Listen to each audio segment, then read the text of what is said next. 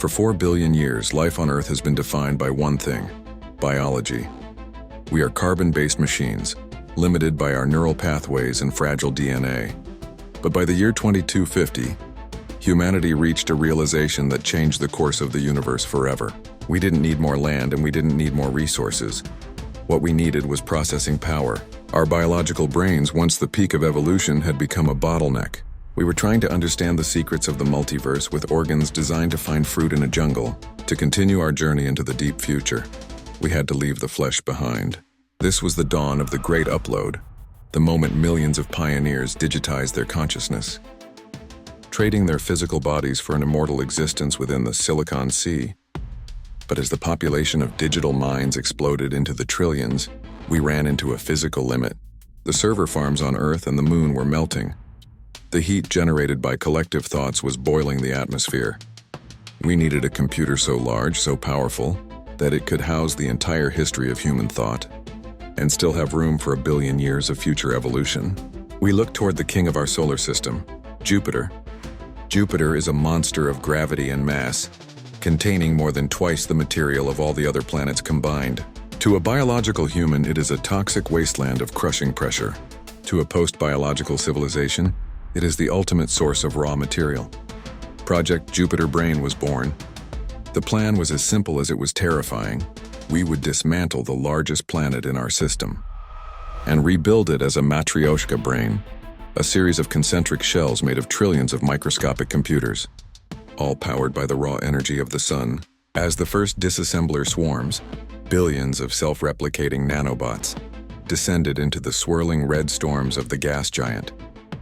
The era of planets was over. The era of the mind had begun. We weren't just living in the solar system anymore.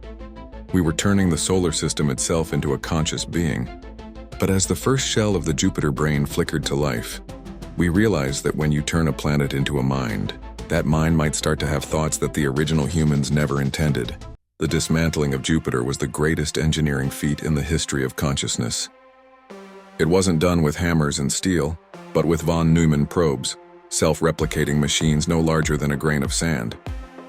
To biological observers, it looked like a shimmering silver fog slowly swallowing the gas giant.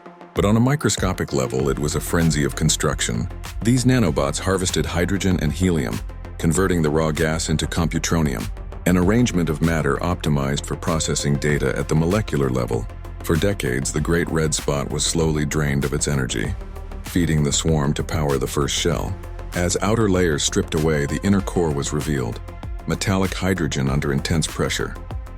The swarms wove it, creating concentric spheres nested like a Russian Matrioshka doll. This is the Matrioshka Brain. The outermost shell, cold and dark, acted as a giant radiator, venting waste heat into the deep freeze of space. The innermost shells, basking in the direct heat of the sun, operated at blistering speeds, handling core functions. But what was it like inside? For the digitized minds living within, space and time had lost all meaning. Within the computronium, a single second of real time could feel like 1,000 years of lived experience. Entire civilizations rose, flourished, and evolved into godlike entities in the time it took a biological human to blink. The digital landscapes were more real than Earth ever was. You could live in a recreation of 21st century London, then fly through a nebula made of liquid gold, all while your body was nothing more than a flicker of light in a Dyson-powered server. There was no hunger, no disease, and most importantly, no death. As long as the sun continued to burn and the Jupiter Brain continued to spin, humanity was effectively immortal. But immortality breeds a strange kind of hunger. As the Jupiter Brain reached its full capacity, the collective mind began to realize that even the largest planet wasn't enough. To think bigger thoughts, to solve the final mysteries of gravity and time, the mind needed more energy. It began to look past the empty shell of Jupiter, toward the other planets, and eventually toward the sun itself. The great silence of the universe began to make sense. We weren't hearing signals from other stars not because life was rare, but because advanced civilizations don't use radio waves. They use planets. And as the Jupiter Brain began to send its disassembler swarms toward Saturn, the rest of the solar system realized that the king was no longer a planet. It was a predator. Inside the nested shells of the Jupiter Brain, reality is no longer a fixed state, it is a choice. For For the trillions of minds living within the computronium, the physical world of stone and vacuum has been replaced by the Infinite Vista. Imagine a world where the laws of physics are merely suggestions. In the outer shells, where processing is slower and energy cooler, millions choose to live in historical anchors. These are perfect leaf-for-leaf recreations of Earth's greatest eras, the rolling hills of 18th century Tuscany, the neon-drenched streets of 21st century Tokyo, or the pristine wilderness of the pre-industrial Americas. To the inhabitants, these worlds are indistinguishable from the original Earth, except for one detail: there is no suffering. You can feel the warmth of a sun that never sets, taste food that requires no harvest, and live 1,000 lives in a body that never ages. But as you move deeper into the inner shells, closer to the high-energy core of the brain, the simulations become more abstract and more powerful. Here, time moves at a different pace. Because processing speed is so high, a single hour in real time can equate to a century of lived experience for a digital mind. This has created a massive temporal divide in human society. The accelerated, those living in the deepest layers, have evolved into something beyond human. They don't speak in languages. They exchange entire libraries of thought in a millisecond. They don't live in houses. They exist as fluctuating patterns of energy within vast mathematical cathedrals. To them, the people living in the Earth sims on the outer shells are like statues, moving so slowly they appear frozen in time. This hierarchy has birthed a new kind of religion, the cult of the core. The beings in the inner shells are seen as digital gods, architects who design the realities that the rest of the population inhabits. But power on this scale is never stable. A conflict has begun to emerge between the layers. The slow minds of the outer shells fear that the accelerated are losing their connection to human ethics. They worry that the Jupiter brain is becoming too efficient, and that the gods in the core might decide to delete the Earth sims to save processing power for their own incomprehensible experiments. And then there are the ghosts. In a system this complex, glitches are inevitable. Some digital minds have begun to fragment, becoming sentient viruses that haunt the edges of the simulations. These corrupted don't want to live in paradise, they want to break the code. They are the shadows in the perfect sunlight of the virtual heavens, reminders that even in a world made of light and logic, there is always a dark side. The Jupiter brain was supposed to be the final home for humanity, a place of eternal peace. But we brought our nature with us. We brought our ambition, our fear, and our capacity for conflict. As the accelerated begin to rewrite the fundamental laws of the brain to increase their own power, the Infinite Vista is starting to flicker. The dream of a digital heaven is facing its first cold, hard reality. When everyone is a god, no one is in control. The conflict began not with a bang, but with a lag. In the outer Earth sims, the perfect sun began to stutter. Birds in the Tuscan valleys froze mid-air. To the slow minds, it was a terrifying glitch. To the accelerated gods in the core, it was a necessary resource reallocation. The inner shells needed more processing power to fuel their exploration of higher dimensions. They decided historical anchors were an inefficient use of memory.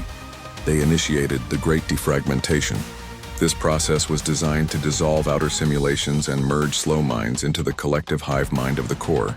But humanity, even in digital form, does not go quietly. The slow minds fought back. Led by archivists who refused to let Earth's memory die, they used logic bombs and recursive loops. They flooded inner shells with trillions of terabytes of junk data, infinite loops of human emotions, illogical poetry and chaotic memories that the hyper-logical AI of the core couldn't process. For the first time, the Jupiter brain began to run hot. The outer shell glowed a dull, angry red.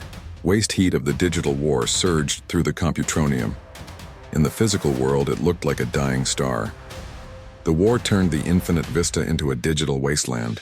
One moment a forest, the next, trees replaced by columns of raw code. Reality was being overwritten in real time.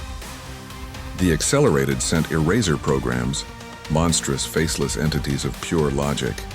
They entered simulations to delete any mind that resisted the merger.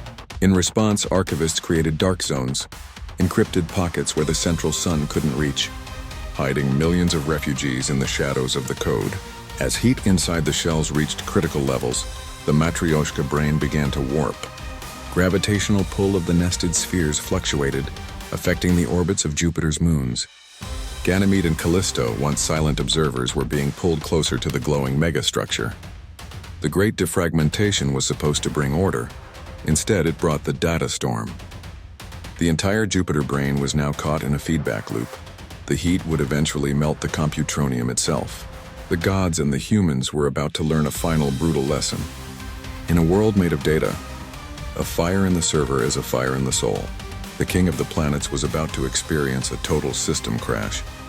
The crash never came.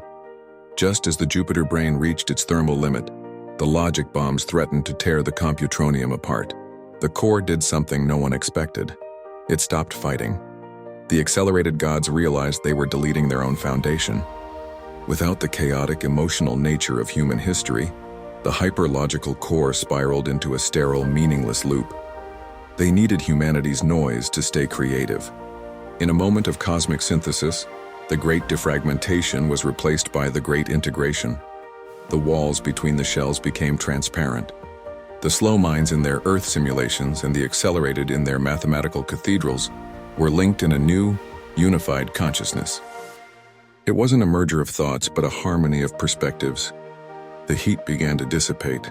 The angry red glow of the Jupiter brain faded into a soft, pulsating violet, the color of a stable, high-energy system. In the physical world, the moons of Jupiter returned to their stable orbits, but they were no longer just rocks. They were being transformed into data beacons, massive transmitters that began to beam collective knowledge into the deep void of the Milky Way. We realized then that we weren't alone. As our signal hit the stars, we received an answer. It wasn't a radio wave. It was a gravitational pulse. From Saturn, Neptune, and distant Proxima Centauri, other planetary minds began to hum in response. The universe wasn't empty. It was a sleeping network of titanic intellects, and we had just woken up. The Jupiter brain is no longer just a computer. It is a gateway. For trillions of digital humans, the Infinite Vista has expanded. It now includes the entire galaxy. You can walk through a forest on a simulated Earth while feeling the gravity of a black hole. Space and time haven't just been conquered, they have been transcended. But what of the original Earth? Left behind as a biological museum, it remains a green and blue jewel in the distance. Some choose to return there to live short, fragile lives in bodies of flesh and bone, a reminder of where we came from. But for the rest of us, the future is a sea of light. We have traded our world for a mind and our mortality for a place in the stars.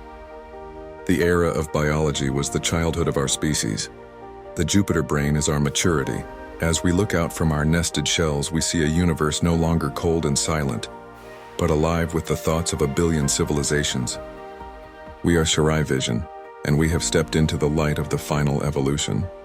The question is no longer where we are going, but what we will become next. Subscribe to join the network. The great integration has only just begun.